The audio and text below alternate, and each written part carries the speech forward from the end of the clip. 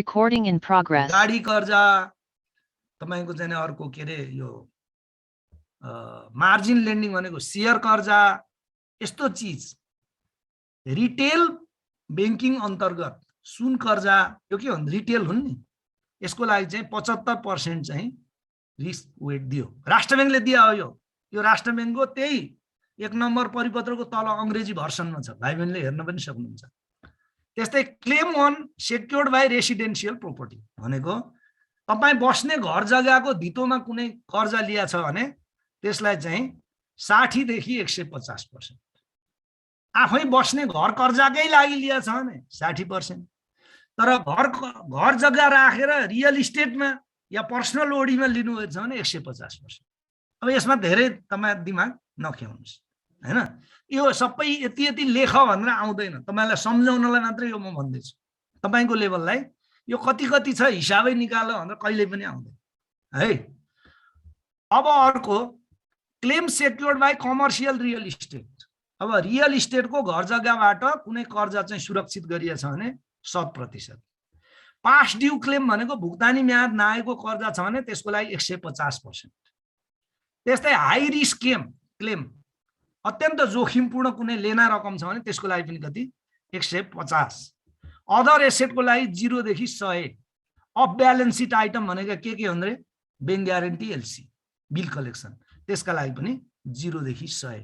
के का आधारमा 0 देखि 100 इन्टरनल रेटिङ हुन्छ के त्यो कर्जाहरुको कर्जामा इन्टरनल रेटिङ चाहिँ अत्यन्त राम्रो भयो भने 0 पनि राख्न सक्नुहुन्छ अलि कमजोर देख्नु भयो भने 100 राख्न सक्नुहुन्छ हेर्नु त यसरी व्यवस्था गरेछ।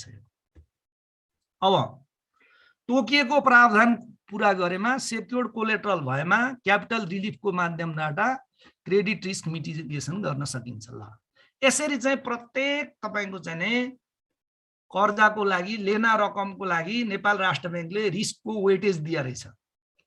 तपाईले ती सम्पत्तिलाई यो रिस्कको वेटेजले गुणा गर्ने र सबै सम्पत्तिको जोड गर्ने त्यसलाई भन्छ रिस्क वेटेड एसेट भाइ बहिनी। तपाईहरुले रिस्क वेटेड एसेटको बुझ्नुभयो जति पनि फाइनान्शियल एसेट छ त्यसका लागि राष्ट्र बैंकले एउटा वेट दिया रहेछ। त्यो फाइनान्शियल एसेटलाई दिएको रिस्क वेटले गुणा गर्ने र आएको सम्पूर्ण रिस्क वेटको रकमलाई जोड्नु हो भने त्यसलाई टोटल रिस्क वेटेड एसेट भन्छन्। त्यसको 11% पुँजी राख्ने हो के भाइ बहिनी। जीवन कुरो बुझ्नुभयो जीवनलाई मैले देख्दै छु कुरो बुझ्नुभयो नि। यो खाली के का लागि भने कर्जा रिस्कको लागि मात्रै त्यति हो। अब अझै अपरेसनल रिस्कको लागि पनि पुँजी चाहियो नि त कर्जा रिस्कको मात्रै सक्यौं अब हामीले। त्यस्तै गरी अपरेसनल रिस्कको लागि के विधि भनेको थियो बेसिक इन्डिकेटर अप्रोच दिएको छ भनेको थियो नि। अब यो त सजिलो छ यो माथिको बुझ्नु भने यो केही छैन एउटा सूत्र दिया छ त्यो सूत्रमा रकम हाल्दिनुस् निक्लिन्छ। त त्यो सूत्र भनेको के हो म भन्छु। तपाईले सञ्चालन जोखिमको लागि चाहिँ यो सूत्र दिया छ के नेपाल राष्ट्र बैंकले दिएको सूत्र हो। त्यही 1 नम्बर निर्देशनको पछाडी छ यो सूत्र त्यहीबाट ल्याएको हो। यो मैले विकास गरेको होइन त्यहीबाट ल्याएको। अब यो सूत्र तपाईलाई बुझाउँछु। यो के का लागि सञ्चालन जोखिमका लागि। हामीले रिस्क वेटेड एसेट केबाट निकाल्ने भनेको थियौं कर्जा जोखिम सञ्चालन जोखिम र मार्केट जोखिमबाट भनेको थियौं नि। त्यतिबाट मात्रै हुन त बसेलमा अरु कुरा पनि छ तर राष्ट्र बैंकले ती 3टा चीजलाई मात्रै विचार गर्न भन्यो हैन। अब अपरेसनल रिस्क भनेको सञ्चालन जोखिमलाई कसरी मापन गर्ने त भन्दा एउटा सूत्र दिएको छ भाइ बहिनी हो। यो सजिलो सूत्र छ यो हेर्दा मात्रै अलिकता कस्तो देखिने हो। जस्तै KBIA = summation GI1 to N यो भनेको KBIA भनेको के हो capital charge under basic indicator approach for operational risk. Operational रिस्कको लागि कति क्यापिटल चाहिन्छ भन्ने कुरा देखाउँछ रे KBIA ले हो।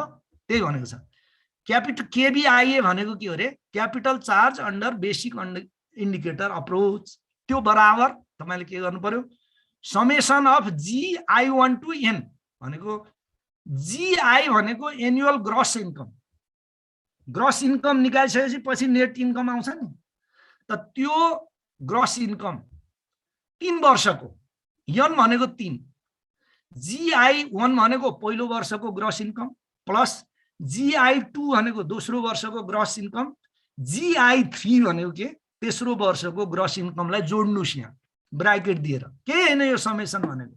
समेसन देख्न साथ इन्टिग्रलको चिन्ह देख्न साथ हामी तर्सिन्छौँ, के पनि हैन। पहिलो वर्षको, दोस्रो वर्षको, तेस्रो वर्षको ग्रस इन्कम जुन नाफा नोक्सान हिसाबमा ग्रस इन्कम आउँछ नि त्यसलाई जोड्नुस् 3 वर्षको। मान्नुस् 1 अर्ब रहेछ ग्रस इन्कम भने 1 अर्ब प्लस 1 अर्ब प्लस 1 अर्ब 3 अर्ब भयो। समेसन अफ GI भनेको के हो 3 अर्ब भयो उदाहरणका लागि। इन्टु अल्फा, यो इन्टु हो, यक्स भनेको इन्टु अल्फा। अब अल्फा n भनेको नम्बर अफ इयर्स, यो ठुलो, यो n भनेको नम्बर अफ इयर्स हो। कति हो त ठुलो n पनि 3 हो। यो सानो n 1 देखि n भनेको 3 वर्ष हो हैन। यो ठुलो n भनेको पनि कति हो 3 वर्ष हो। अब अल्फा भनेको चाहिँ के हो त? अल्फा भनेको 15%, त्यो चाहिँ कन्स्टेन्ट हो। त्यो कहाँबाट आयो के हो भन्ने कुरा हैन। नेपाल राष्ट्र ब्याङ्कले तोकिदियो, हामीले मान्यौँ। जस्तै सानो जी को भ्यालु यदि साइन्स तपाईहरुले पढेछ भने ग्रेभिटेशनल फोर्स सानो जी को मूल भ्यालु कति हो 9.8 मिटर पर सेकेन्ड हो नि, पर सेकेन्ड हैन। तपाईहरुले फिजिक्समा यो हाई स्कुलमा पनि छ हैन। जी ठुलो जी बराबर चाहिँ m1 m2 divided by r square भन्ने छ हो। ठुलो जी बराबर m1 m2 over r square भन्ने छ भने सानो जी को भ्यालु कति हो 9.8 मिटर पर सेकेन्ड। त्यो भनेको के कुनै पनि वस्तुलाई तपाई फ्रीली अन्तरिक्षबाट खसाउनुहुन्छ भने, पृथ्वीको गुरुत्वाकर्षण क्षेत्रमा खसाउनुहुन्छ भने त्यो चाहिँ 9.8 मिटर पर सेकेन्डको गतिले तल झर्छ भने हो नि, त्यो कन्स्टेन्ट हो। जसरी पाईको मान हुन्छ नि, पाई कति हुन्छ रे पाईको मान 22/7 हुन्छ हैन कि कति हुन्छ, मैले त बिर्सिन थालिसकेँ हैन। तपाईहरुलाई याद होला नि, यो त हाई स्कुलमै पढाइ हुन्छ। त्यस्तै यो अल्फा भनेको एउटा कन्स्टेन्ट हो जो कि नेपाल राष्ट्र ब्याङ्कले दियो हामीलाई हैन। त्यो भनेको कति रहेछ 15%। 15% भनेको यदि त्यसलाई तपाईले भिन्नमा लैजानु हो भने कति हो, फ्र्याक्सनमा लैजानु भने 15/100 हो हैन। त्यो सूत्र राखिदिनु, सजिलै यसको भ्यालु आउँछ। अनि यो भ्यालु लगेर कहाँ जोड्नु पर्यो त, अघि आएको क्यापिटलको भ्यालुमा जोड्नु पर्यो। ठीक छ, एकदम सजिलो छ यो। सानो म्याथमेटिक्सको आइडिया छ भने हाई स्कुल लेभलको सिम्पल, फेरि सबै जान्नुपर्छ भन्ने पनि छैन। ट्रिग्नोमेट्रीको जान्नुपर्छ भन्ने पनि छैन। सिम्पल अल्जेब्राको ज्ञान भयो भने यो केही पनि छैन। यहाँ नाम दिएकै छ के हो भनेर एउटा सूत्र छ, त्यसबाट एउटा अङ्क आउँछ। त्यो अङ्कलाई माथि क्यापिटलबाट आएको अङ्कसँग जोड्नु पर्यो के तपाईँ। ठीक छ। अनि अब अर्को चाहिँ मार्केट रिस्क र नेट ओपन पोजिसन अप्रोच। ल तीनटा छन् यसमा, एउटा क्रेडिट रिस्क, अर्को चाहिँ सञ्चालन रिस्क र अर्को के बजार रिस्क हैन। अब मार्केट रिस्क अन्तर्गत मैले तपाईहरुलाई के भनेको थिएँ एक दिन भन्दा, नेट ओपन पोजिसन भनेको के हो, पोजिसन भनेको के हो, ओपन पोजिसन भनेको के हो, क्लोज्ड पोजिसन भनेको के हो, लङ पोजिसन भनेको के हो, सर्ट पोजिसन भनेको के हो, नेट ओपन पोजिसन भनेको के हो भनेको थिएँ नि है। कतिखेर भनेको थिएँ, जतिखेर तपाईलाई म मार्केट रिस्क अन्तर्गत चाहिँ फरेन करेन्सी रिस्क पढाउँदै थिएँ। फेरि सम्झाउँछु म तपाईलाई, किनभने यो अलिकता जटिल छ। त्यतिखेर पनि कतिपय भाइ बहिनीले भुत्लै बुझिएन भनेर कमेन्ट गर्नुभएको थियो। अब फेरि त्यही भएर म सम्झाउँदैछु। त भाइ बहिनीहरू हो, यो विदेशी विनिमयको अवस्था भनेको तपाईसँग के अवस्था छ, तपाईको ब्यालेन्स सिटमा विदेशी विनिमयको कति अमाउन्ट छ भन्ने कुरालाई अवस्था भन्छ। त्यो अवस्था चाहिँ तपाईको दुई खालको हुन्छ। यदि तपाईको फरेन करेन्सी डिनोमिनेटेड एसेट चाहिँ फरेन करेन्सी डिनोमिनेटेड लायबिलिटी भन्दा बढी छ भने त्यसलाई लङ पोजिसन। तपाईको सम्पत्ति विदेशी विनिमयमा भएको सम्पत्ति तपाईको दायित्व भन्दा बढी छ भने लङ पोजिसन। मैले भनेको थिएँ नि है, ब्यालेन्स सिटमा तपाईको एसेटमा चाहिँ फरेन करेन्सीको एसेट फरेन करेन्सीको लायबिलिटी भन्दा बढी छ भने त्यो लङ पोजिसन, लायबिलिटी चाहिँ एसेट भन्दा बढी छ भने त्यो सर्ट पोजिसन, बराबर छ भने त्यसलाई के भन्छन् अरे स्क्वायर पोजिसन।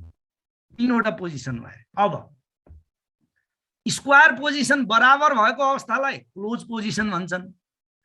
एसेट बढी या लायबिलिटी बढी भएको अवस्था छ भने त्यसलाई ओपन पोजिसन भन्छ। ठीक छ। र के एसेट र लायबिलिटीलाई घटाउँदा जुन रकम बाँकी रहन्छ त्यसलाई नेट पोजिसन भन्छ, नेट ओपन पोजिसन भन्छ। यो नेट ओपन पोजिसनसँग सम्बन्धित भएको हुनाले फेरि मैले यहाँ दोहोर्याएँ तपाईहरुलाई। अब यहाँ तपाईलाई म पढेर सुनाउँछु। अब सुन्नुस्, यति कन्सेप्ट भइसकेपछि बजारमा ब्याज दर, विदेशी मुद्राको विनिमय दर र धितोपत्रको मूल्य र वस्तुको मूल्यमा आएको परिवर्तनले बैंकको आम्दानी तथा पुँजीमा पार्न सक्ने नकारात्मक प्रभावलाई बजार जोखिम भनिन्छ। मार्केट रिस्क भनेको रेट रिलेटेड रिस्क हो भाइ बहिनी भनेर कम्तीमा मैले 6 पटक भनेको छु तपाईहरुलाई। मार्केट रिस्क भन्नासाथ रेट रिलेटेड हुन्छ, आइदर इन्ट्रेस्ट रेट और इन्फ्लेसन रेट और एक्सचेन्ज रेट और नेप्से रिलेटेड रेट। यही त्यही भनेको छ यहाँ नेपालीमा लेख्दा यस्तो हो।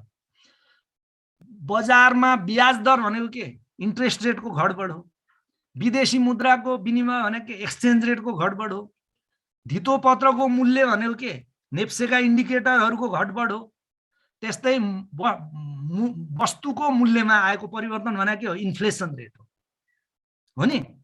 आएको परिवर्तनले बैंकको आम्दानी तथा पुँजीमा पार्न सक्ने नकारात्मक प्रभावलाई बजार सम्बन्धी जोखिम भनिन्छ। मार्केट रेटको परिभाषा दिएछ, एकदम कम्प्लिट परिभाषा हो भाइ बहिनी मार्केट रिस्कको हैन। मार्केट रिस्क अन्तर्गत 4 वटा कम्पोनेन्ट हुन्छ। एउटा interest rate, exchange rate, inflation rate र सेकेन्डरी मार्केटको इन्डेक्स रिलेटेड रेट। यी 4 वटालाई पूर्ण रूपमा मार्केट रेट भन्छ हैन। तर तपाईलाई मैले त्यो सेकेन्डरी मार्केटको रेट भनेको थिइनँ, भन्दाखेरि के भनेको थिएँ इन्ट्रेस्ट रेट, एक्सचेन्ज रेट र इन्फ्लेसन रेट हो है भनेको थिएँ। अब त्यता लग्यो भने त्यतिखेर तपाईँ बुझ्नुहुन्न थियो, त्यो कारणले गरेको। अब त्यो हो, तर राष्ट्र बैंकले के गर्दियो यो 4 कुरा हेर्न सम्भव छैन नेपालमा। जम्मा एउटा कुरा हेर्नुस् भने इन्ट्रेस्ट रेटलाई पनि गोली मार्नुस्,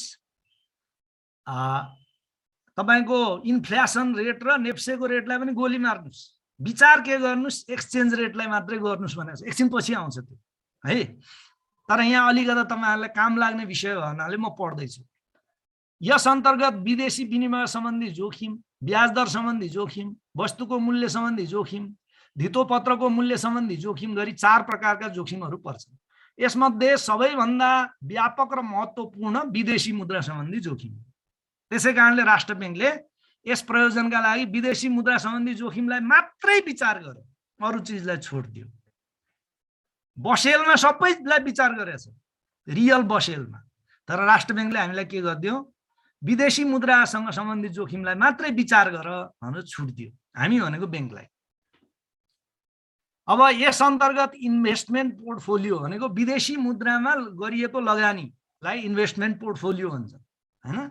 लाई व्यापारिक लगानी, हेल्ड फर ट्रेडिङ, बिक्रीको लागि उपलब्ध लगानी, अभाइलेबल फर सेल र भुक्तानी मितिसम्म धारण गर्ने लगानी हेल्ड टु मेच्युरिटी गरी 3 भागमा छुट्याउनु पर्छ।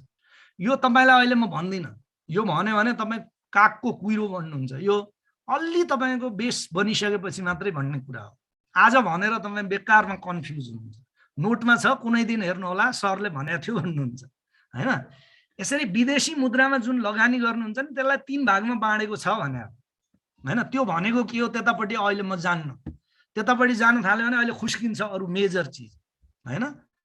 3 भागमा छुट्याउनु पर्छ। यिनीहरूको मूल्यमा आएको परिवर्तनलाई सम्बोधन गर्दै मूल्याङ्कन गर्नुपर्छ भनेको यसरी जुन विदेशी मुद्रामा तपाईले लगानी गर्नुभएछ नि यिनीहरूको मूल्यमा आएको घटबडलाई चाहिँ तपाईले एड्रेस गर्नुपर्छ हैन।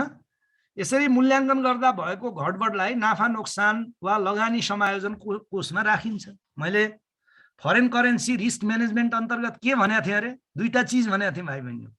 पहिलो जोखिम व्यवस्थापन गर्ने पहिलो विधि के थियो तपाईको लगानी समायोजन, या फरेन करेन्सीको लगानी समायोजन कोष राख्नुपर्छ भनेको थिएँ नि 1 नम्बरमा। पहिला रिस्क म्यानेजमेन्ट पढाउँदा। 2 मा के भनेको थिएँ रे, आफ्नो प्राथमिक पुँजीको 25% भन्दा बढी ओपन पोजिसन राख्नु हुँदैन भनेको थिएँ, याद छ कि छैन?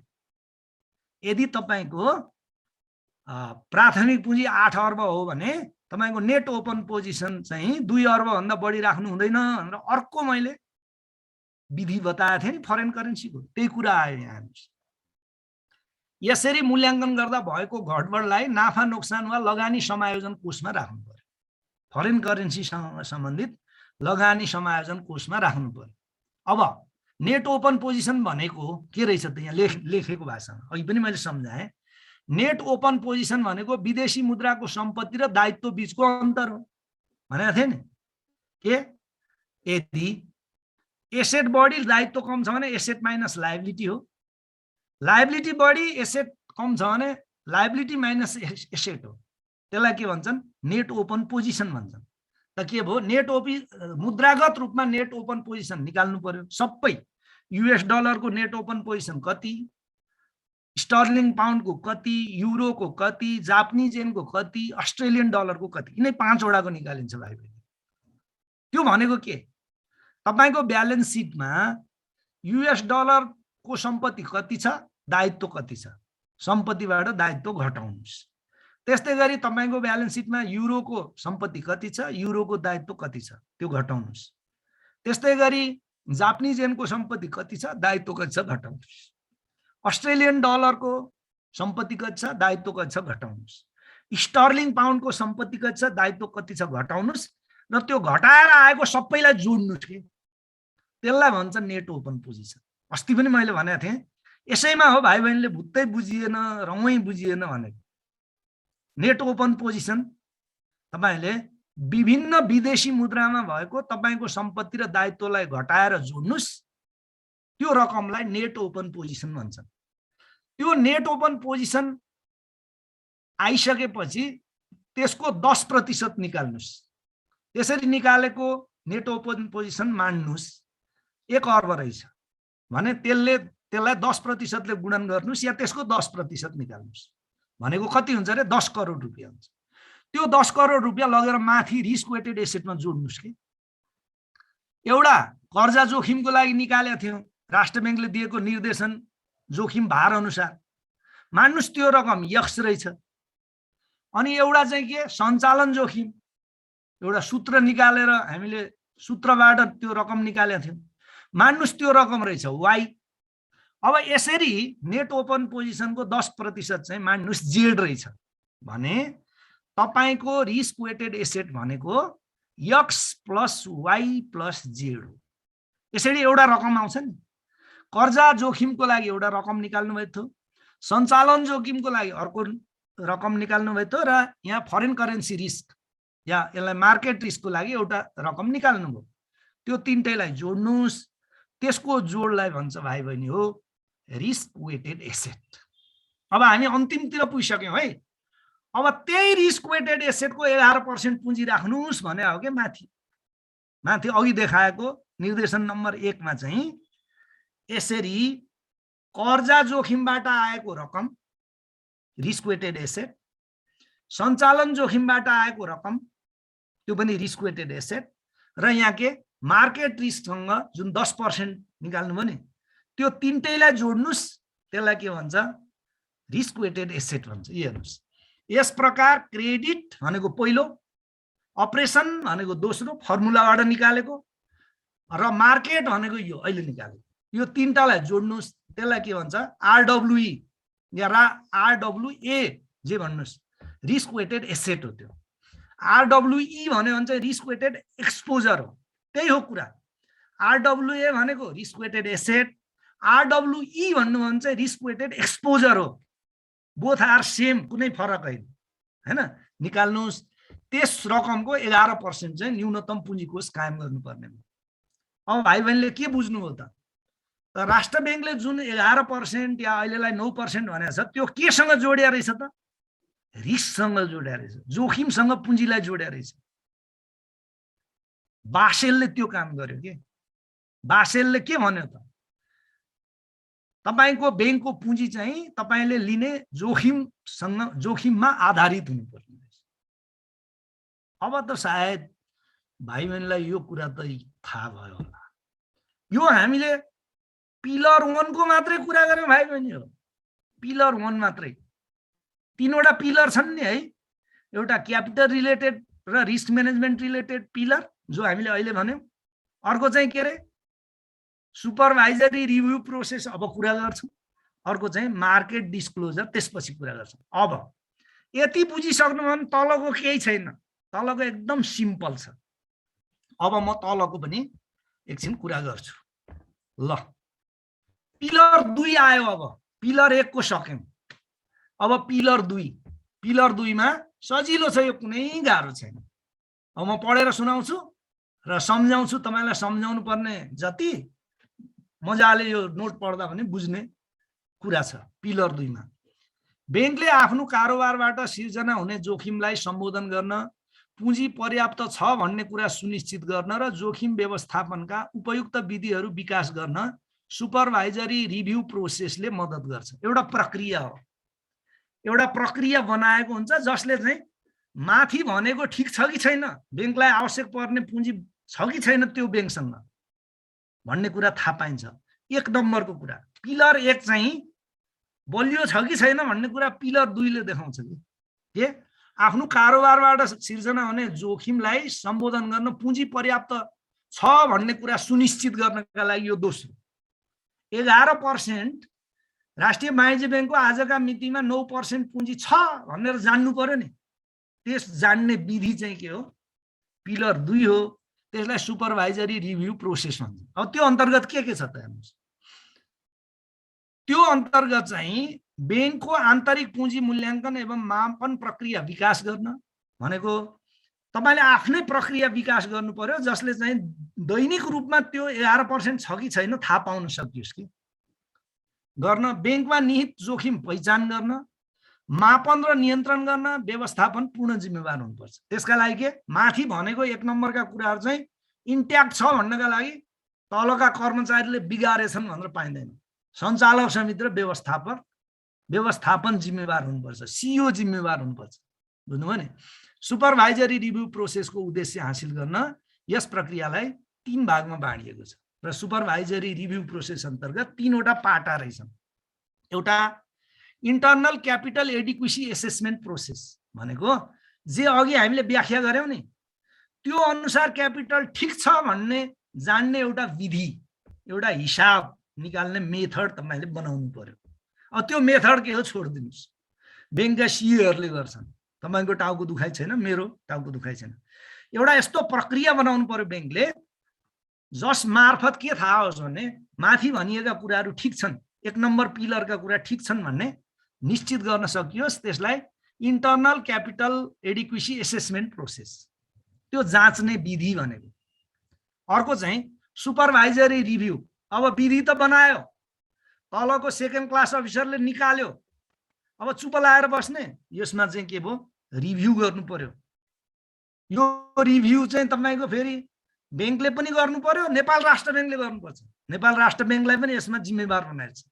त्यो चाहिँ बैंकले जुन विधि अपनाएको छ यो क्यापिटल एडिक्वेसी नाप्नको लागि, त्यो सफिसिएन्ट छ कि छैन, त्यसले वास्तविकता नाप्छ कि नाप्दैन भनेर चाहिँ बैंकले आन्तरिक रूपमा पनि हेर्नु पर्यो भने राष्ट्र बैंकले पनि हेर्नु पर्यो। राष्ट्र बैंकले हेरेन भने राष्ट्र बैंकलाई पनि कारबाही हुन्छ। कसले कारबाही गर्छ? बसेल कमिटीले। राष्ट्र बैंकको पनि निरीक्षण हुन्छ नि हैन। त्यस्तै सुपरभाइजरी रेस्पोन्स, त्यो हेरिसकेपछि तपाईको चाहिँ केही कमी कमजोरी त्रुटि छ भने त्यो रेस्पोन्स दिनु पर्यो, दिएपछि सुधार्नु पर्यो। त आईक्याप यस्तो बहुल, अलिकता आईक्यापको बारेमा यही हो, internal capital adequacy assessment process. ICAAP भनेको के हो भनेर सोधिन सक्छ। आईक्यापको फुल फर्म के हो भाइ बहिनी भन्न सक्छ। त्यो भनेको के हो? Internal capital adequacy assessment process. ICAAP यस्तो बृहत प्रक्रिया हो जसमा उच्च व्यवस्थापनको दृष्टि, सशक्त पुँजी मूल्याङ्कन प्रक्रिया, जोखिमको बृहत मूल्याङ्कन, सुपरिवेक्षण, रिपोर्टिङ, आन्तरिक नियन्त्रण प्रणालीको पुनरावलोकन आदि विषयहरू पर्छ। यो चाहिँ अत्यन्त जटिल प्रक्रिया हो। सामान्य पढे लेखेको एमबीए गर्दैमा, एकाउन्टमा एमबीए गर्दैमा सक्दैन। चार्टर एकाउन्टेन्टहरूलाई पनि 6 महिना 1 वर्षको तालिम दिएपछि बल्ल सक्षम हुन्छ। त्यस्तै मेन पावरको अभाव भएको हुनाले तपाईको यो सिम्प्लिफाइड रूपको प्रयोग गरे है। सुपरिवेक्षकको हैसियतले हेर्नुस् त, अब यहाँ नेपाल राष्ट्र बैंकलाई जोड्यो। सुपरिवेक्षकको हैसियतले नेपाल राष्ट्र बैंकले अन्य बैंकहरूको पुँजी पर्याप्तता स्थिति, पुँजीको स्तर, पुँजीको गुणस्तर आदि मूल्याङ्कन गर्ने प्रक्रियाको पुनरावलोकन गर्छ। प्रत्येक बैंकमा गएर राष्ट्र बैंकले चाहिँ त्यो जुन 11% क्याल्कुलेट गरेको छ नि 1 नम्बर पिलरमा, त्यसको जाँच राष्ट्र बैंकले गर्नु पर्यो। उनलाई नै दिएको छ यो दायित्व हैन। यस अन्तर्गत बैंकको जोखिम मापन र नियन्त्रण कार्यको समेत पुनरावलोकन गर्नुपर्छ। नियन्त्रण कार्य ठिक छ कि छैन, जोखिम नापेको ठिक छ कि छैन भनेको जुन 11 वटा हेडिङ अन्तर्गत नापेको ठिक छ कि छैन, काहीँनिर गल्ती गरेर मेनिपुलेट पो गर्दैछन् कि जानी जानी मेनिपुलेट गर्दैछन् कि नजानेर गल्ती भइरहेछ, त्यो पनि राष्ट्र बैंकले हेर्ने तपाईको चाहिँ नि गर्नु पर्यो। त्यसका लागि के गर्छ त राष्ट्र बैंकले? स्थलगत निरीक्षण गर्न सक्छ। तपाईको बैंकमा आएर जुनसुकै बखत तपाईले क्याल्कुलेट गरेको त्यो हिसाब हेर्न सक्छ। त्यस्तै गैर स्थलगत पुनरावलोकन भनेको तपाईबाट विवरण मगाउँछ र हेर्न सक्छ। अन साइट र अफ साइट भनेको भाइ बहिनी, स्थलगत भनेको अन साइट, गैर स्थलगत भनेको अफ साइट हो। यसलाई नेपालीकरण गर्दा स्थलगत र गैर स्थलगत भनेको हो। त्यस्तै बैंक व्यवस्थापनसँग संवाद, इन्टरभ्यू लिने, सोध्ने कसरी गर्नुभएछ भनेर त्यसरी पनि गर्न सक्छ। बाह्य लेखा परीक्षणको प्रतिवेदन, बाह्य लेखा परीक्षण जुन कृषि विकास बैंक, नेपाल बैंक र राष्ट्रिय वाणिज्य बैंकमा महालेखाका लेखा परीक्षकले गर्छन् नि, तिनीहरूको रिपोर्ट पनि हेर्छ राष्ट्र बैंक। उनीहरूले पनि हेर्छन्, त्यहाँ केही कमेन्ट गरेको छ भने राष्ट्र बैंकले ठुङ्गिहाल्छ है। त्यस्तै आवधिक रिपोर्टिङ, समय समयमा मासिक रूपमा, साप्ताहिक रूपमा विवरण पठाउ हुन्छ, त्यसबाट पनि हेर्न सक्छ। अब यो सुपरभाइजरी रिभ्यू गर्दा चाहिँ के रिभ्यू गर्ने त के राष्ट्र बैंकले? यो राष्ट्र बैंकको काम हो। यी कुरा हेर्नुपर्छ, राष्ट्र बैंकले यी कुरा हेर्नु पर्यो। Review of risk assessment process, जुन प्रक्रिया अपनाएको छ त्यो प्रक्रिया नै ठिक छ कि छैन त्यो हेर्नु पर्यो राष्ट्र बैंकले। त्यस्तै review of capital adequacy assessment process, त्यो हिसाब गरेको ठिक छ कि छैन त्यो हेर्नु पर्यो। पहिला त त्यो फर्मुलै ठिक छ कि छैन, दोस्रो हिसाब गरेको ठिक छ कि छैन त्यो हेर्नु पर्यो। Review of internal control system भनेको एउटै मान्छेमा छ कि अरूले पनि कन्ट्रोल गरेछ त्यो पनि हेर्नु पर्यो। त्यस्तै supervisory review of compliance with minimum standard, त्यो जुन सुपरभाइजरले रिभ्यू गरेछ, रिभ्यू गरेर कमेन्ट दिएछ, त्यसलाई चाहिँ कम्प्लाई गर्यो कि गरेन, पालना गर्यो कि गरेन। हाम्रो देशमा त के छ, अडिट गरिदियो, कुनै रेस्पोन्स नगर्ने, जस्ता अर्को वर्ष अडिट आउँदा पनि जस्ता त्यस्तै भनेपछि मिनिमम स्ट्यान्डर्डको कम्प्लायन्स पालना गर्यो कि गरेन। सिग्निफिकेन्स अफ रिस्क ट्रान्सफर भनेको रिस्क ट्रान्सफर कतिको गरेछ त? रिस्क म्यानेजमेन्ट भनेको के हो? 3 वटा कुरा मैले कता कता तपाईहरुलाई कोही भाइ बहिनीको क्वेसनमा भनेको थिएँ नि है। रिस्क व्यवस्थापन प्रक्रिया के हुन् भनेको थियो नि, त्यहाँ पनि भनेको थिएँ। अनि रिस्क व्यवस्थापन गर्ने मेजर 3 वटा कुरा के हुन् भन्दा मैले के भनेको थिएँ? एउटा रिस्क ट्रान्सफर गर्ने, एउटा रिस्क लिने, अर्को रिस्क लिँदै नलिने भनेको थिएँ नि। त यो बिमा गर्नुपर्ने ठाउँमा बिमा गर्नु भएको छ कि छैन, अरू कुनै काम गर्नुपर्ने ठाउँमा त्यो काम गर्नु भएको छ कि छैन, यस्तो चिज है। रिस्क ट्रान्सफरको व्यवस्था के छ? क्रेडिट रिस्क मिटिगेसन भनेको जुन तोकेको छ नि, जोखिम व्यवस्थापन सम्बन्धी जुन 5 नम्बर परिपत्रमा भएका व्यवस्था पालना गरेछ कि छैन त्यो कुरा। अपरेसनल रिस्क र मार्केट रिस्कको जुन 5 नम्बर परिपत्रमा भनिएका कुरा छन् त्यसको पालना भएको छ कि छैन भनेर हेर्ने हो राष्ट्र बैंकले। राष्ट्र बैंकले के हेर्ने भनेको चाहिँ यो चाहिँ सुपरभाइजरी रिभ्यू है। अब यो चाहिँ दोस्रो पिलर भयो। अब दोस्रो पिलर अन्तर्गत रिभ्यू गरिसकेपछि के भयो त? रेस्पोन्स दिनु पर्यो। तपाईले रिभ्यू गर्नुभयो, रिभ्यूलाई सिम्पली भन्नुस् अडिट गर्नुभयो, अडिटले अब रेस्पोन्स दिनु पर्यो नि त। यो कुरा बिग्रिया छ, यो त्रुटि छ भन्छ नि, अनि त्यो त्रुटिको सुधार भयो कि भएन यहाँ हेर्नु पर्यो नि। अब यहाँ हेर्नुस्, नेपाल राष्ट्र बैंकले बैंकहरूले न्यूनतम पुँजीकोष कायम गरून् भन्ने चाहना राखेको हुन्छ। चाहना मात्र हैन, ठोक छ। यदि राख्नु भएन भने चाहना गरेको हुन्छ। यदि नेपाल राष्ट्र बैंक जोखिम व्यवस्थापन अभ्यास र नियन्त्रण प्रति सन्तुष्ट नभएमा, तपाईले गरेका काम सही छैनन् भन्ने उलाई लाग्यो भने न्यूनतम भन्दा माथि पुँजीकोष कायम गर्न निर्देशन दिन सक्छ। अहिले कति छ? 9% छ। नेपाल राष्ट्र बैंकले भनेको जुन जोखिम व्यवस्थापनसँग सम्बन्धित कुरा छन् नि, कर्जा जोखिम, अपरेसन जोखिम, मार्केट जोखिम, जुन 5 नम्बर परिपत्रमा 5 नम्बर चाहिँ निर्देशनमा भयो नि, त्यो गर्नु भएन र यहाँ बासेलको यो नर्म्समा भने अनुसारका काम गर्नु भएन भने तपाईलाई अहिले 9% छ नि, त्यो 15 राख भन्न सक्छ। त्यतिखेर बैंक खक्रक्कै पर्छ हैन। त पुँजी कोष कायम गर्न निर्देशन गर्न सक्छ। प्रोभिजन कम गरेको पाएमा, कर्जाको प्रोभिजन कम गरेको पाएमा, सञ्चालक तथा कर्मचारीलाई कर्जा लगानी गरेको पाएमा, सीमाभन्दा बढी कर्जा र सुविधा दिएको भए, सम्पत्ति तथा दायित्व व्यवस्थापन राम्रोसँग नगरेको पाएमा, कर्जा निक्षेप अनुपात तोकिएको भन्दा बढी भएमा, भनेको सिडी रेसियो। सिडी रेसियो पनि एउटा कर्जा जोखिम व्यवस्थापन गर्ने विधि हो नि, हैन, पढेको थियौ नि। भन्दा बढी भए नेपाल राष्ट्र बैंकले थप क्यापिटल चार्ज गरी जोखिम भारी सम्पत्तिमा रकम समायोजन गर्न सक्छ। तपाईहरु बढी क्यापिटल राख्नुस् भन्न सक्छ राष्ट्र बैंकले। यस निर्देशनको पालना नगर्ने बैंकलाई प्रम्प्ट करेक्टिभ एक्सन बाइल 2064 अनुसार कारबाही हुन सक्छ हैन।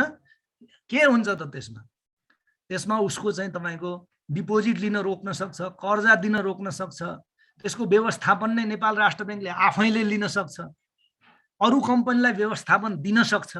यस्तो यस्तो कारबाही हुन्छ प्रम्प्ट करेक्टिभ एक्सन बाइल 2064 अनुसार है। अब तेस्रो पिलर, अहिलेसम्म दोस्रो पिलरको कुरा गर्यौं। अब तेस्रो पिलर के हो त? अब हेरौं, तेस्रो पिलर चाहिँ मार्केट डिसिप्लिन हो। अघि नै मैले भनेको थिएँ हैन, 3 वटा पिलर छन् यसका। तेस्रो पिलर के रहेछ? Market discipline. अब यो अन्तर्गत यो सबैभन्दा सजिलो पिलर यो हो, यसमा बुझ्नुपर्ने केही पनि छैन।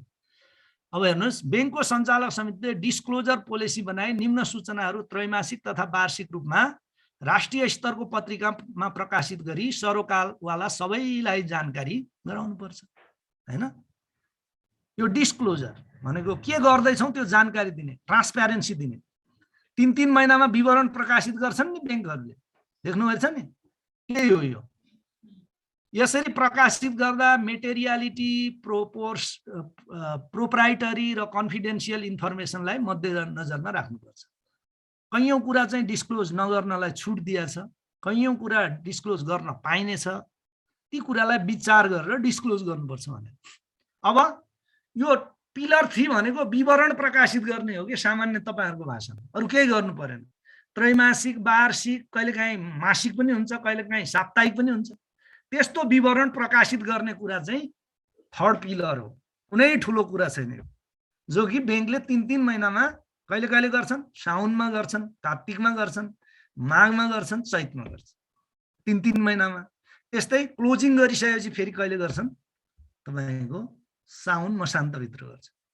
त्यही गर्नु भनेको, अरु केही पनि छैन। 3 नम्बरमा के रहेछ? बासलात र नाफा नोक्सानको सारांश प्रकाशित गर्नु पर्यो। तपाईले हेर्नु हो भने प्रकाशित गरे हुन्छ। पुँजी कोष अनुपात, प्राथमिक र पूरक पुँजीका कम्पोनेन्टहरू प्रकाशित गर्नु पर्यो। हाम्रो प्राथमिक पुँजी यति, सप्लिमेन्ट्री पुँजी यति, प्राथमिक पुँजीमा शेयर क्यापिटल यति, जनरल रिजर्भ यति, रिटेन अर्निङ यति भनेर लेख्नु पर्यो। त्यस्तै पूरक पुँजीमा बन्ड यति, डिभेन्चर यति, प्रिफरेन्शियल यति, शेयर यति भनेर प्रकाशित गरिदिनु, अरु केही गर्नु पर्यो। कर्जा, बजार र सञ्चालन जोखिमका लागि कुल जोखिम भारित सम्पत्तिको मापन तालिका। अघि जुन 3 वटा मापन गर्यौं नि, कर्जाको लागि हाम्रो जोखिम भारी सम्पत्ति यति, अनि अर्को सञ्चालन जोखिमको लागि एउटा सूत्र लाएर त्यो गर्यौं। त्यस्तै फरेन करेन्सी जोखिमको लागि 10% नेट ओपन पोजिसनको 10% गर्यौं नि, त्यो पनि प्रकाशित गरिदिनु पर्यो, अरु केही भनेको हैन। त्यस्तै निष्क्रिय सम्पत्ति कति छ, एनपीए यति % उति % छ नि हैन, त्यो पनि प्रकाशित गर्नु पर्यो भने। त्यस्तै कर्जा निक्षेप अनुपात भनेको सीडी रेशियो पनि प्रकाशित गर्नु पर्यो। अस्तिसम्म सीसीडी थियो, अब के भयो? CD ratio.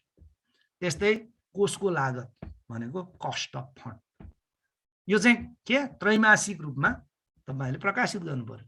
त्यसैगरी वार्षिक रूपमा पनि केही विवरण प्रकाशित गर्नुपर्छ। वार्षिक भनेको कहिले? असार मसान्त सकिएपछि साउनको महिना। वार्षिक वित्तीय विवरण भनेको के हुन्छ? वित्तीय विवरण भनेको के हुन्छ? Balance seat, income statement, cash flow गर्दैनन्। यस अन्तर्गत के पर्छ? ब्यालेन्स सिट र इन्कम स्टेटमेन्ट। त्यसलाई के भन्छन्? वित्तीय विवरण भन्छन्।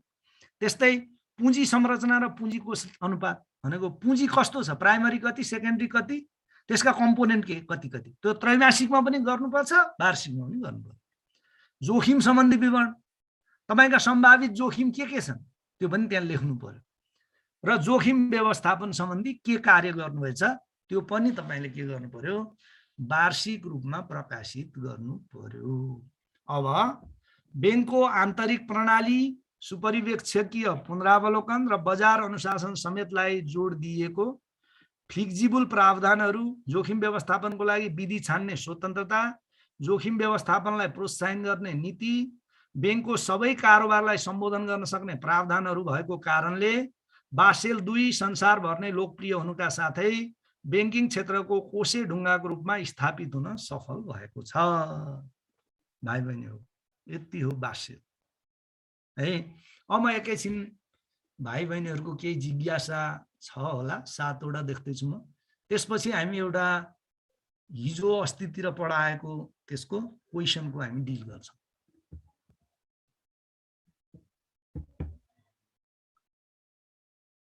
अब बैंकले राख्ने रिस्क वेटेड एसेट यो किन राख्ने हो सर? किनभने बासेलले व्यवस्था गरेको छ, किनभने नेपाल राष्ट्र बैंकले निर्देशन मार्फत व्यवस्था गरेको छ, त्यो कारणले राख्नु भएन भने तपाईलाई कारबाही हुन्छ।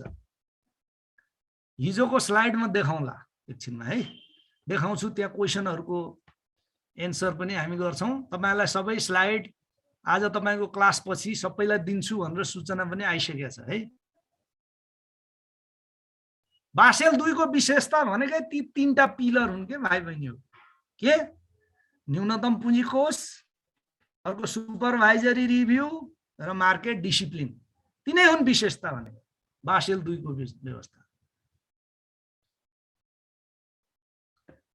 अर्को चाहिने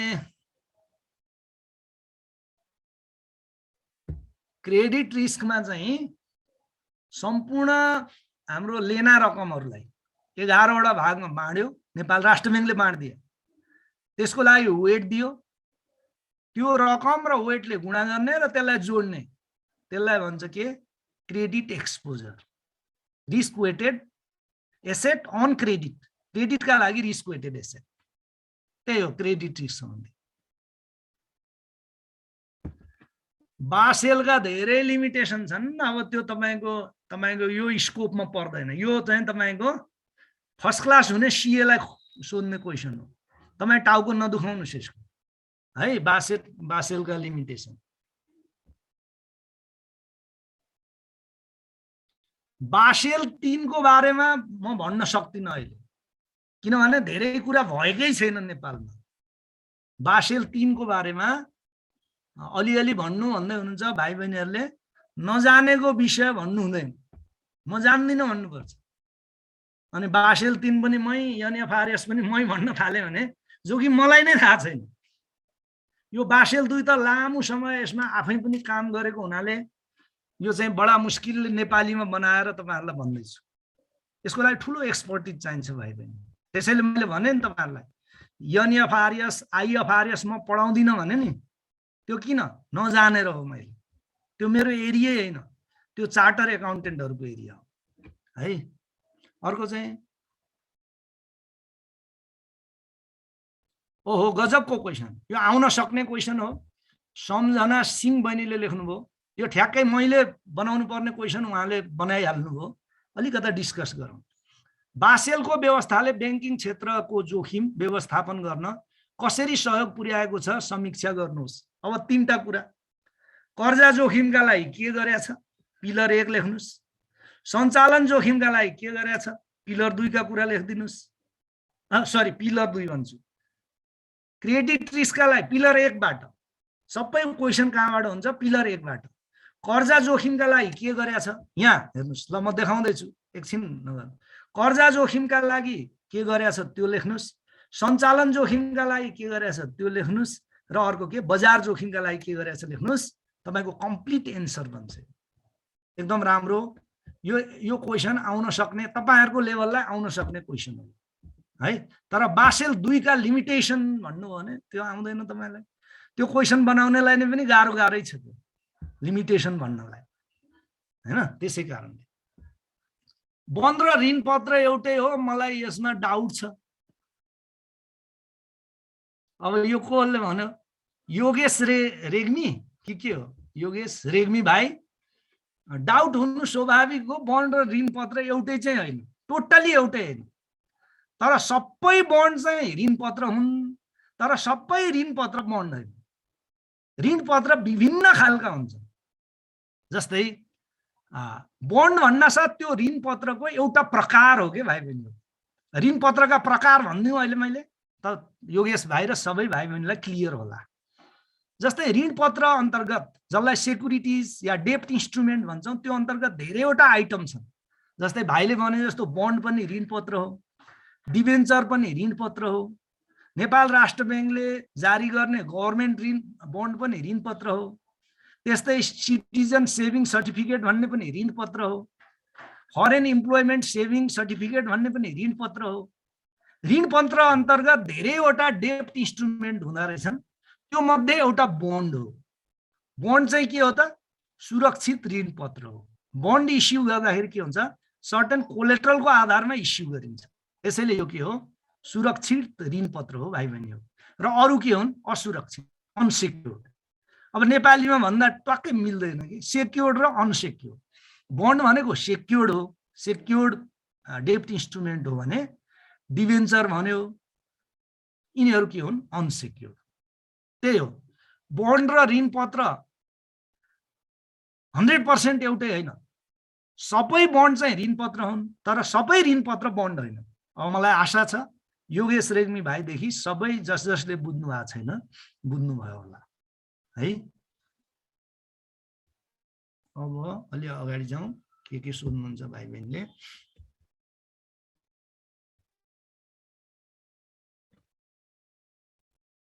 अब बसेल 1 र बसेल 2 मा कुन आउँछ एक्जाममा? बसेल 1 ज्यान गए आउँदैन, तपाईँ कन्फिडेन्ट हुनु होला। खालि त्यहाँ बसेल 1 भनेको के हो? तपाईँलाई अलिकता जानकारी दिए मात्रै हो। आउने बसेल 2 बाट हो, बसेल 3 बाट पनि आउँदैन। तपाईँको लेभललाई नेपाल राष्ट्र ब्याङ्कको अधिकृतमा जाँच दिन थाल्नु भने बसेल 3 बाट पनि आउन सक्छ है। तर के बसेल 2 बाट आउँछ, बसेल 1 बसेल 3 बाट तपाईँलाई आउँदैन।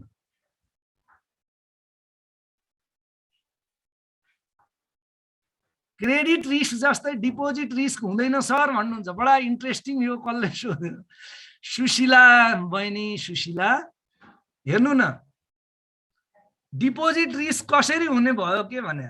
डिपोजिट अर्कालाई तपाईँले दिए पो रिस्क हुने भयो, अर्काको सम्पत्ति तपाईँसँग छ, के रिस्क हुने भयो हैन? अब अर्को दृष्टिकोणले हुन सक्छ। तपाईँको डिपोजिट चाहिँ वारवार्ती घट्यो भने त्यसलाई डिपोजिट रिस्क भन्नु भने त्यो अर्कै कुरा हो, तर त्यो त्यस्तो रिस्क हुँदैन। अब कर्जा पो अर्को मान्छेलाई दिया हुनुहुन्छ, उसले नतिर्दियो भने रिस्क हो त। डिपोजिट रिस्क कसरी हुने भयो? किनकि डिपोजिट त अरू मान्छेको पैसा तपाईँले राख्नुभएछ, डिपोजिट रिस्क हुँदैन। तर जुन डिपोजिट राख्ने मान्छेलाई रिस्क हुन सक्छ, ब्याङ्क डुब्यो भने उसको डिपोजिट नहुन सक्छ, त त्यसलाई डिपोजिट रिस्क भनिँदैन, त्यसलाई पनि फेरि के भनिन्छ? क्रेडिट रिस्क नै भनिन्छ। डिपोजिट रिस्क हुँदैन भाइ बहिनी हो, किनभने डिपोजिट तपाईँसँग हुन्छ, ब्याङ्कसँग हुन्छ, अर्काको पैसा तपाईँसँग हुन्छ, त के रिस्क भयो? रिस्क हुँदैन। कर्जामा के हुन्छ? तपाईँको पैसा अर्कासँग हुन्छ, त्यसैले उसले तिर्दिएन भने रिस्क भयो। डिपोजिटको रिस्क हुन्छ तर ब्याङ्कलाई हुँदैन, जसले डिपोजिट राख्छ त्यसलाई चाहिँ हुन्छ, तर त्यसलाई डिपोजिट रिस्क भनिँदैन, त्यसलाई पनि के भनिन्छ त? क्रेडिट रिस्क नै भनिन्छ। इन्ट्रेस्टिङ क्वेसन छ।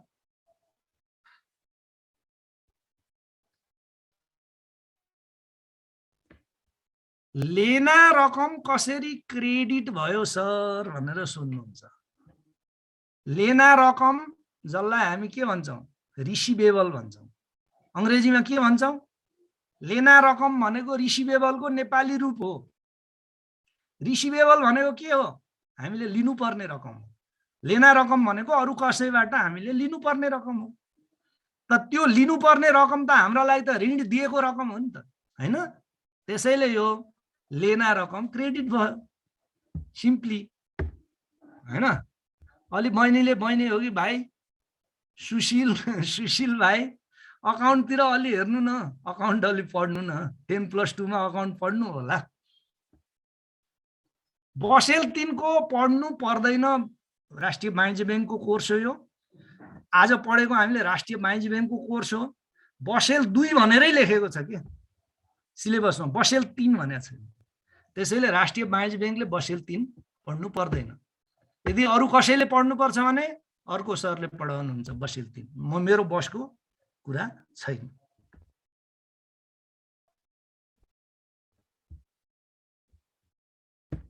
अब यो बसेल 2 को विकनेसेस, यो बसेल 3 पढ्ने बेला थाहा पाउनुहुन्छ। बसेल 1 को विकनेसेस चाहिँ बसेल 2 पढ्ने बेला थाहा पाउनु हो भने, बसेल 2 को विकनेसेस कुनै दिन तपाईले बसेल 3 पढ्नु हो भने त्यहाँबाट थाहा पाउनुहुन्छ।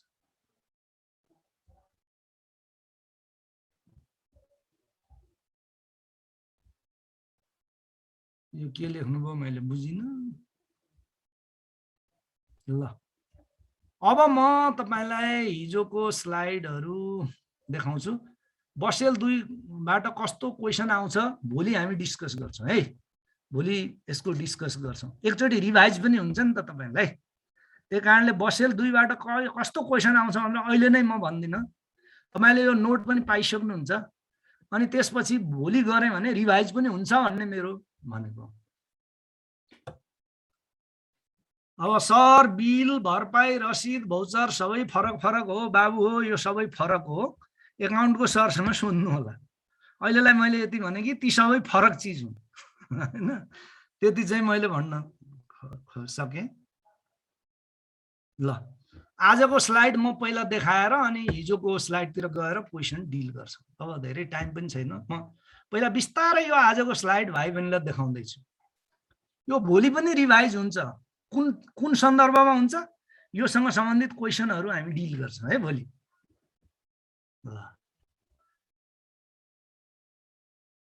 आज हामीले एउटै टपिक गरेको भाइ बहिनी हो। त्यो चाहिँ अत्यन्त महत्त्वपूर्ण टपिक हो र राष्ट्रिय वाणिज्य ब्याङ्कको कोर्सको टपिक हो यो। बसेल 2 र नेपालमा यसको प्रयोगको बारेमा हामीले कुरा गर्यौं। यसको सामान्य परिचय हामीले कुरा गर्यौं। विषय प्रवेश भन्ने मजाले आर्टिकल टाइपको बनाइदिएछु मैले। यो सबै फेरि नेपाल राष्ट्र ब्याङ्कको 1 नम्बर परिपत्रको अंग्रेजीबाट नेपाली बनाएको चीज हो। कुनै मेरो आइडिया हैन यो, मैले गरेको त्यति मात्रै हो।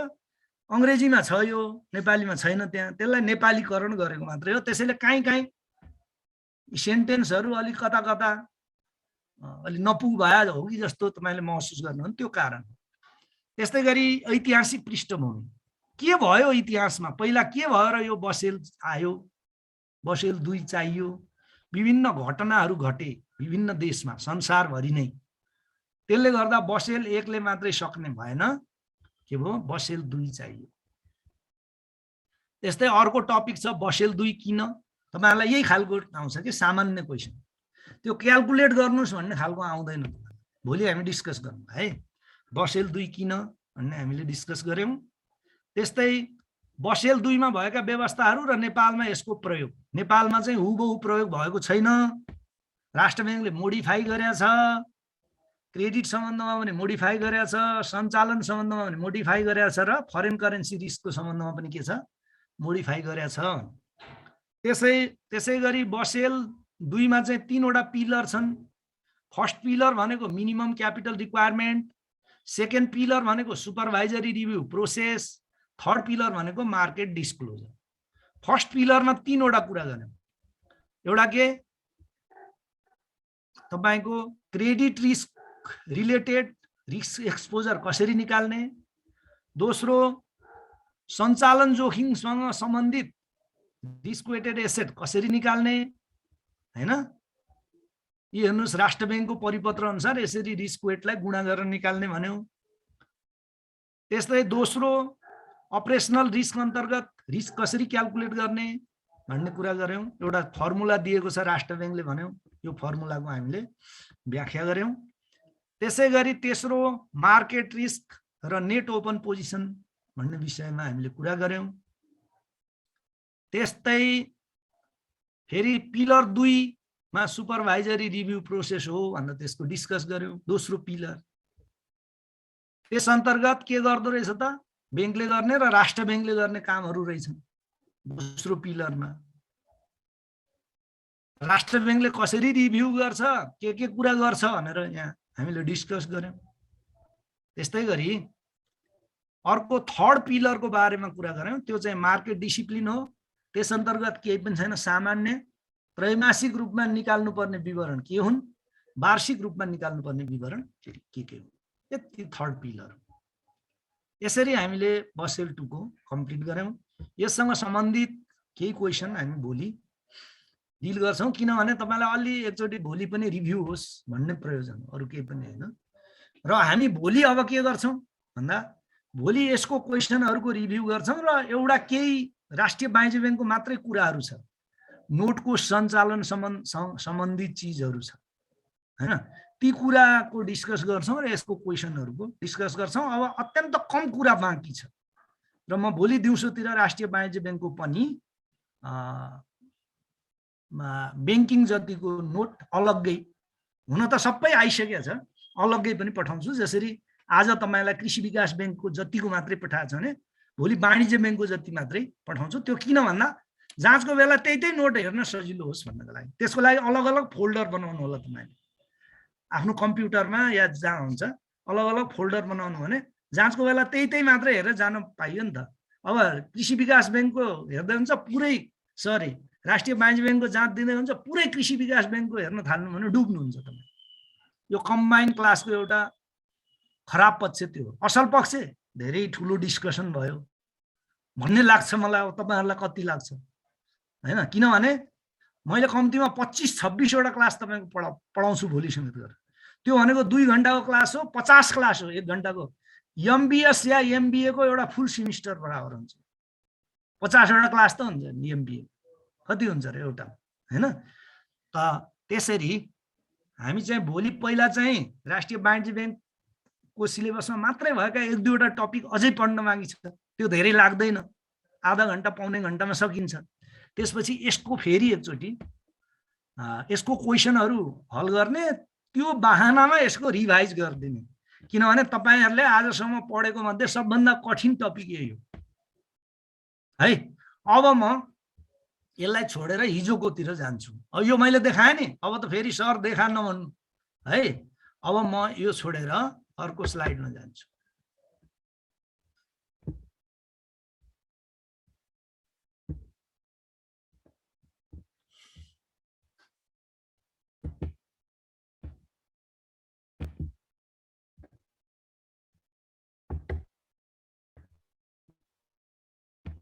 ल पहिला हिजोको टपिक देखान सर भनेर यहाँ धेरैजनाले भनिसक्नु। पहिला म बिस्तारै देखाउँछु अनि यसको अन्तिममा क्वेशन छन्, अनि भाइ बहिनीसँग डिस्कस गर्छु है त। हिजोको मात्रै हैन, यो 3 दिन अगाडिदेखिको स्लाइड हेर्नुहोस्। म बिस्तारै पहिलो दिन बैंकिङ क्षेत्रमा ग्राहकको महत्व भन्ने एउटा टपिक छ। यो चाहिँ केमा छ त, कृषि विकास बैंकको कोर्समा छ। यो म्यानेजमेन्टको कोर्स हो भाइ बहिनी, मैले भनेको थिएँ, तर राखेको बैंकिङकै तलतिर राखिदिएछ है। त्यो कुरा हामीले गर्यौं। यसबाट पनि आज हामी यसको पनि क्वेशनको छलफल गर्छौं। त्यस्तै अर्को ग्राहकको पहिचान तथा मूल्याङ्कन भन्ने सब टपिक छ, त्यसको बारेमा हामीले छलफल गर्यौं। त्यस्तै ग्राहक सेवा व्यवस्थापन, कस्टमर म्यानेजमेन्ट सर्भिसको बारेमा हामीले व्यापक तपाईको चाहिँ नि डिस्कसन गर्यौं। त्यस्तै गरी ग्राहक सेवा व्यवस्थापनका प्रमुख कार्यहरू छलफल गर्यौं। बैंकिङ क्षेत्रको बजार पहिचानको कुरा गर्यौं हामीले हैन। त्यस्तै गरी बैंकिङ क्षेत्रको बजार विश्लेषण गर्ने कुरा गर्यौं। त्यसमा 2टा एरिया भनेको छु मैले, कर्जाको एक किसिमले हुन्छ, डिपोजिटको अर्कै किसिमले हुन्छ भनेर डिपोजिटको तरिका पनि यहाँ लेखिदिएको छ, हामीले डिस्कस पनि गरेका छौं। बजार विश्लेषणका फाइदाहरूको कुरा गर्यौं। बजारीकरणका औजारको कुरा गर्यौं, 8-9 वटा औजार रहेछन्।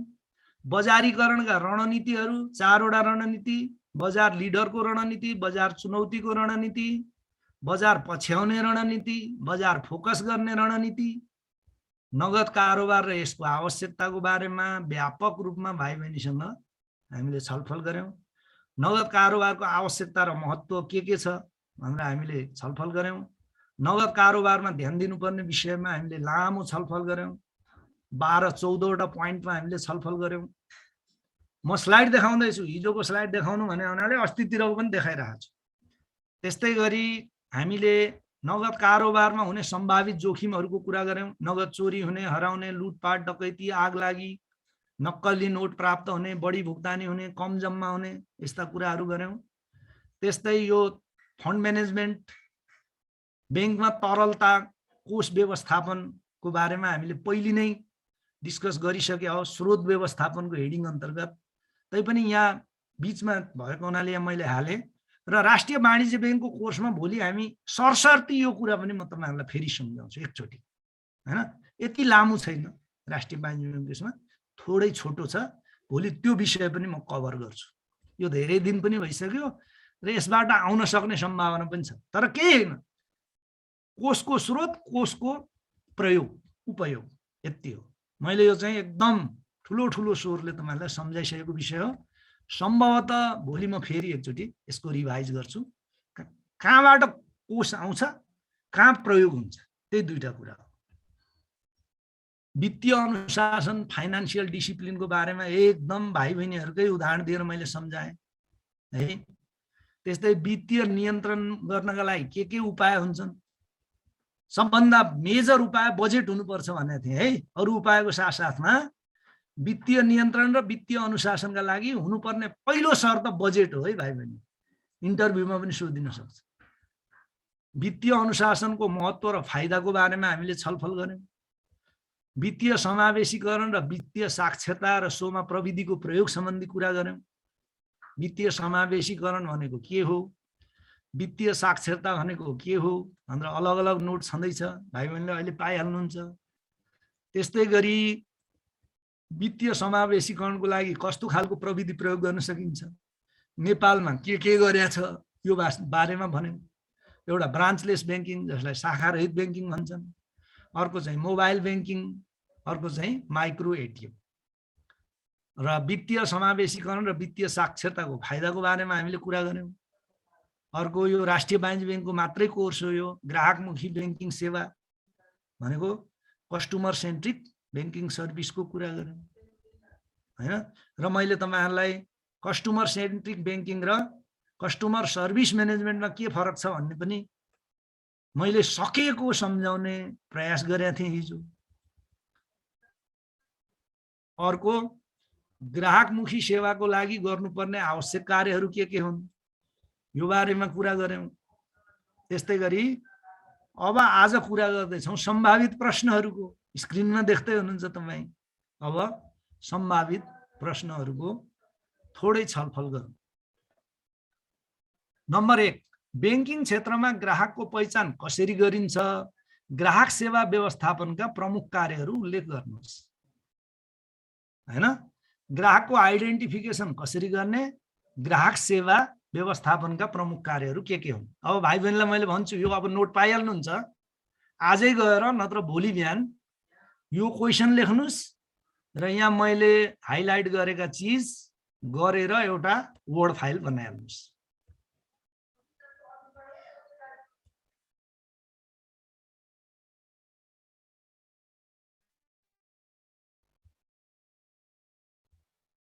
अब हामी कहाँ जानु पर्यो, ग्राहक सेवा व्यवस्थापनका।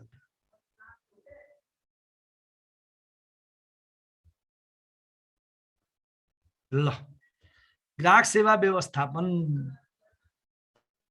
ग्राहक सेवा व्यवस्थापन भनेको के हो यति लेख्नु पर्यो। ल, यति लेख्न सकिहाल्नुहुन्छ, एकदम तपाईहरुको भाषामा छ। आधा यति हो। ग्राहक सेवा व्यवस्थापन अन्तर्गत गर्नुपर्ने प्रमुख कार्यहरू। ल 10 हैन। यसरी एउटा वर्ड फाइल बनाउनुस्, त्यो क्वेशन लेख्नुस्, क्वेशन पनि कपी पेस्ट गर्नुस्, यसलाई कपी पेस्ट बनाउनुस् है 1 नम्बरको।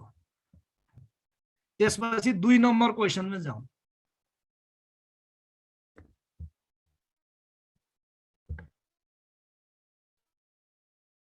दुई नम्बर क्वेशनमा